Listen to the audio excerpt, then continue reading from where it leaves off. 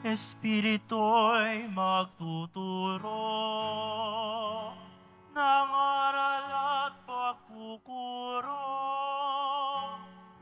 ni Jesus na ating Guro. Alleluia, Alleluia, Alleluia, Alleluia.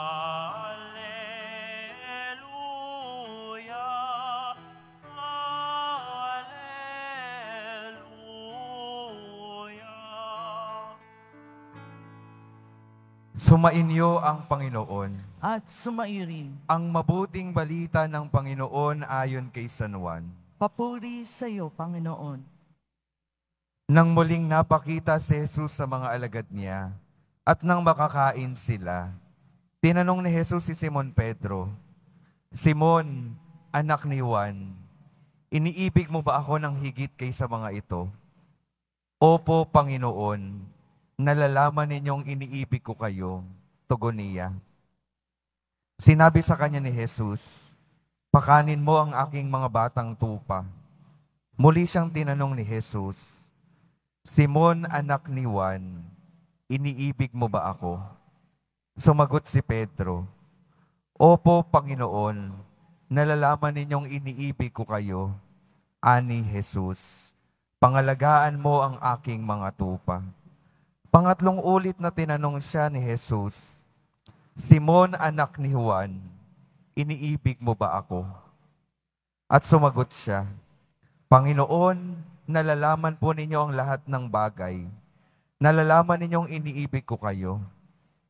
Sinabi sa kanya ni Jesus, pakanin mo ang aking mga tupa. Tandaan mo, noong kabataan mo pa, ikaw ang nagbibihis sa iyong sarili at lumalakad ka kung saan mo ibig. Ngunit pagtanda mo, iuunat mo ang iyong mga kamay at iba ang magbibihis sa iyo at dadalhin ka kung saan hindi mo ibig.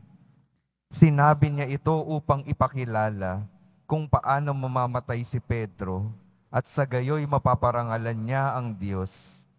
Pagkatapos sinabi sa kanya ni Jesus, sumunod ka sa akin. Ang mabuting balita ng Panginoon. Pinupuri ka namin, Panginoong Hesu Kristo. Magsipo muna ang lahat. Magandang umaga po sa inyong lahat, mga minamahal kong mga kapatid na naririto at kasama natin online. Good morning po. Araw po ng Biyernes, araw ng ating pagdedebosyon. Kahit sabay-sabay po nating papurihan ang ating mahal na poong Jesus Nazareno.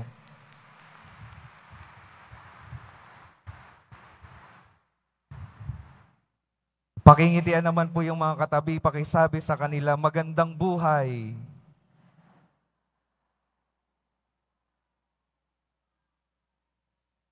May tanong po yung Panginoon sa atin ngayong araw na ito.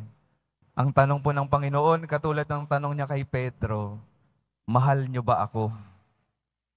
Amen? May kasunod po iyon. Pakainin mo ang aking mga tupa. Ngayon po, puntahan muna po natin yung dahilan ng pagtatanong ng ating Panginoon kay Pedro. Tinanong ni Jesus si Pedro ng 3 beses, iniibig mo ba ako? 3 beses, hindi para manigurado si Jesus, hindi para pilitin si Pedro. Tinanong ni Jesus si Pedro ng 3 beses bilang pangbawi po ni Pedro. Saan po siya bumabawi? Sa 3 beses na itinanggi niya ang ating Panginoon. Dahil nung nangyari yung pagtatanggi ni Pedro sa Panginoon, parang namatay yung kanyang pananampalataya kay Jesus. Pero si Jesus, kahit namamatay at nanghihina yung ating pananampalataya at pagmamahal sa Kanya, nagbabalik siya sa atin, binubuhay muli ang ating pananampalataya at yung ating pagmamahal sa Kanya. Ganun naman po yung ginawa ni Jesus sa mga alagad pang iba. Sa 2 alagad na naglalakad papuntang Emmaus, sila ay papalayo na sa ating Panginoon, papalayo na sa mga alagad, papalayo na sa pananampalataya sa ating Panginoon. Pero ang Panginoon pumunta lumapit sa kanila at ibinalik sila sa pananampalataya. Si San Tomas, nung siya ay hindi nakakita sa muling pagkabuhay ng ating Panginoon, nung nagpakita ang Panginoon sa ibang mga alagad, matapos ang isang linggo, nagpakita at bumalik yung ating Panginoon para mapatunayan lang kay San Tomas na siya'y muling nabuhay. Ito po yung tatandaan natin. Yung ating Panginoon, patuloy na magbabalik, patuloy na bubuhayin yung ating mga pananampalataya, patuloy na ibabalik at ipapaalala yung ating pagmamahal sa Kanya. Lalo na sa mga panahon na tayo ay nanghihina, lalo na sa mga panahon na tayo ay gusto nang lumayo at gusto nang mawala sa harapan ng Panginoon. Kahit na sa mga panahon na tayo ay nagdedesisyon na tumalikod na sa Kanyang pagmamahal, yung ating Panginoon po, patuloy na hahanapin tayo, patuloy na nalalapitan tayo, at kailanman hindi tayo tatalikuran ng ating Panginoon, kahit na may mga pagkakataon na tayo ay tumatalikod sa Kanya. Ito po yung ipinapaliwanag, ito yung ipinapahayag ng 3 beses na pagtatanong ng ating Panginoon kay Pedro, iniibig mo ba ako? Pinapaalala yung Kanyang pagmamahal sa ating Panginoon. At nawa mga minamahal kong mga kapatid, sa mga panahon na tayo ay nanghihina, lumapit muli tayo sa Panginoon. Hayaan natin siyang kausapin niya tayo. Ipaalala yung pagmamahal na patuloy na sumasama sa atin simula pa lamang ng ating mga buhay. Hayaan natin na ipaalala ng Diyos yung ating pagmamahal, yung pagmamahalang nabuo sa ating ugnayan sa Kanya. Yung ikalawa pong gusto kong pagnilayan sa araw na ito ay matapos tanungin ng ating Panginoon si Pedro na iniibig mo ba ako? Anong kasunod na sinabi niya? Pakainin mo ang aking mga tupa.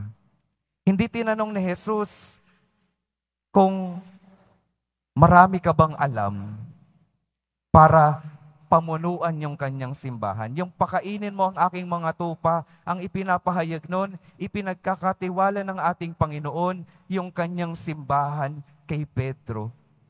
Hindi hinahanap ni Jesus kung magaling ka ba. Alam mo ba yung mga utos ng ating pananampalataya? Ang unang hinahanap ni Jesus sa mga taong mamumuno sa Kanyang simbahan ay yung pagmamahal na mayroon sila sa ating Panginoon. Yun po yung basihan na hinahanap ng Panginoon sa bawat isa sa ating binibigyan ng pagkakataon na mamuno sa mga taong ipinagkakatiwala sa ating Panginoon. Napakahalaga po ng pagmamahal. Mahal ba natin ang Panginoon? Kung mahal natin ang Panginoon, aalagaan natin ng tunay ang mga taong ipinagkakatiwala niya sa atin. Kung titingnan po natin, si Pedro, hindi naman po malakas, hindi matalino, mahina si Pedro. Pero anong dahilan kung bakit siya pinili ng ating Panginoon? Dahil kahit na siya ay bumagsak, patuloy niyang minamahal yung ating Panginoon. Siya ay mahina, kaya't anong magiging lakas ni Pedro? Yung pagmamahal na mayroon yung Panginoon sa kanya. Pinipili at patuloy na ipinagkakatiwala ng ating Panginoon kay Pedro ang kanyang simbahan dahil si Pedro lubos na minamahal ang Panginoon sa kabila ng lahat. At ito nawa yung patuloy nating matutunan. Bago pa natin ibigay ang lahat-lahat sa ating mga paglilingkod, matutunawa muna tayong mahalin ng tunay ang ating Panginoon upang maibigay natin ang buong buhay natin sa ating paglilingkod at upang patuloy tayong maging tapat sa ating paglilingkod. Kaya mga minamahal kong mga kapatid, sa pagpapatuloy ng ating pagdiriwang, unang-una sa lahat, ipinapaalala sa atin ng Panginoon na kahit tayo ay tumalikod sa Kanya, babalik siya upang ipaalala ang ating pagmamahal sa Kanya. At ikalawa, nawa yung pagmamahal na patuloy na pinapalago ng ating Panginoon sa ating mga buhay, ito yung maging inspirasyon para patuloy nating ibigay yung ating sarili sa paglilingkod at sa pangangalaga sa mga taong ipinagkakatiwala sa atin ng Panginoon. Sa ngayon pa lamang hanggang sa dulo ng ating mga buhay. Amen.